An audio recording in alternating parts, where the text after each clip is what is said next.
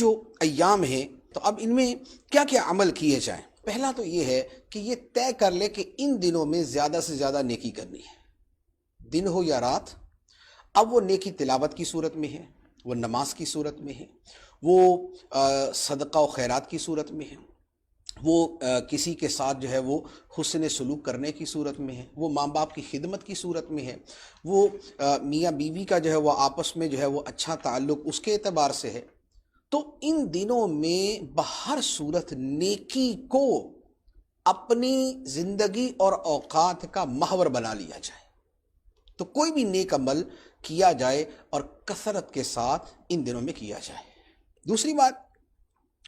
جو فرمایا کہ روزے رکھنا، ایک روزہ ایک سال کے روزوں کے برابر۔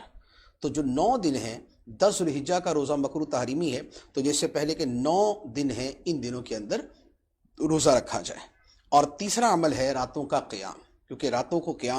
کے قیام کو شب قدر کے برابر قرار دیا گیا، تو راتوں کو قیام کیا جائے، عبادت کی جائے۔ قیام کا مطلب کہ اس میں نمازیں پڑھیں، نوافل پڑھیں، اس میں تلاوت کریں، اس میں اللہ کا ذکر کریں، اس میں درود پاک پڑھیں، اور اس طرح کا جو علم دین سیکھنے سکھانے کا معاملہ ہے وہ کریں۔ تو یہ ساری ملی جلی عبادتیں کریں، اور بہت عمدہ اور بہت اعلیٰ یہ ہے کہ نماز کی طرف، تلاوت کی طرف، ذکر اللہ کی طرف اور درود پاک کی طرف آئیں۔ پھر اس کے ساتھ ایک اور عمل، اور وہ ہے ذکر اللہ کرنا، اللہ کا ذکر کرنا۔ اللہ کا ذکر کرنا بطور خاص اس لیے کہ حدیث مبارک میں فرمایا گیا، شعب الایمان کی حدیث ہے، نبی پاک صلی اللہ تعالیٰ علیہ وسلم نے فرمایا کہ اللہ کے نزدیک حج کے ان 10 دنوں سے افضل اور پسندیدہ دن کوئی نہیں، لہٰذا اب یہ حدیث مبارک کے الفاظ ہیں، فرمایا لہٰذا ان دنوں میں سبحان اللہ، الحمدللہ، لا الہ الا اللہ اور اللہ اکبر کی کثرت کرو۔ اور ایک روایت کے الفاظ ہیں کہ سبحان اللہ، الحمدللہ، لا الہ الا اللہ اور ذکر اللہ کی کثرت کرو، تو اب وہ کوئی بھی ذکر ہو۔ تو گویا ان دنوں میں جیسے یہ تیسرا کلمہ ہے سبحان اللہ والحمدللہ ولا الہ الا اللہ واللہ اکبر، یہ اس کے ساتھ ولا حول ولا قوت الا باللہ ملا لے، تو ان تسبیحات کو ان دنوں میں زیادہ کر دیں،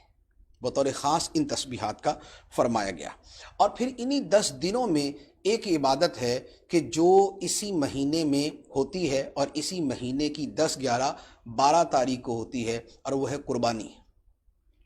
جو حج والے ہیں ان کی تو سعادت اور جو ان کا شرف ہے وہ تو سبحان اللہ کہ وہ 9 ذوالحجہ کو حج کرتے ہیں، اس سے پہلے حج کے افعال ہیں، اس کے بعد حج کے افعال ہیں، تو ان کی قسمت جو ہے وہ تو قابل رشک ہے، اور وہ تو اپنی عبادات میں مشغول ہوتے ہیں۔ ہم ان سے ہٹ کر جو لوگ ہیں ان کے اعتبار سے کہتے ہیں کہ قربانی کرنا، ویسے تو حاجی بھی قربانی کرتا ہے لیکن اس کی قربانی اور طرح کی ہوتی ہے، وہ یہ والی قربانی نہیں ہوتی۔ تو حج، یہ جو ایام ہیں ان میں قربانی کرنا جو ہے یہ اللہ تعالیٰ کو بڑا محبوب ہے۔ حدیث مبارک میں فرمایا کہ انسان قربانی کے دن کوئی ایسی نیکی نہیں کرتا جو اللہ کے نزدیک خون بہانے سے زیادہ پیاری ہو، یعنی جانور کا خون بہانے سے زیادہ پیاری ہو۔ اور فرمایا کہ یہ قربانی قیامت کے دن اپنے سینگوں، بالوں اور کھروں کے ساتھ آئے گی، یہ اس طرح خدا کی بارگاہ میں پیش ہوگی۔ اور فرمایا کہ قربانی کا خون زمین پر گرنے سے پہلے اللہ کے ہاں قبول ہو جاتے ہیں، قربانی کا خون زمین پر گرنے سے پہلے اللہ کے ہاں وہ قربانی قبول ہو چکی ہوتی ہے۔ تو فرمایا کہ خوش دلی کے ساتھ قربانی کرو، تنگ دلی نہ ہو کہ بھئی تھوڑا سا مریض سا جانور لے لیں یا بڑا مشکل کام ہے، یہ یوں نہیں، خوش دلی کے ساتھ قربانی کریں۔ تو یہ جو فضائل ہیں یہ خاص ان دنوں کے ہیں، تو ان دنوں کے اندر کوشش کریں کہ اپنے آپ کو عبادت میں، رب کی بندگی میں، اطاعت کے کاموں میں، نیکیوں میں، نمازوں میں، شب بیداری میں، تلاوت میں، ذکر اللہ میں، ان کاموں کے اندر مشغول رکھیں۔ اللہ تعالی ہمیں عمل کی توفیق عطا فرمائے۔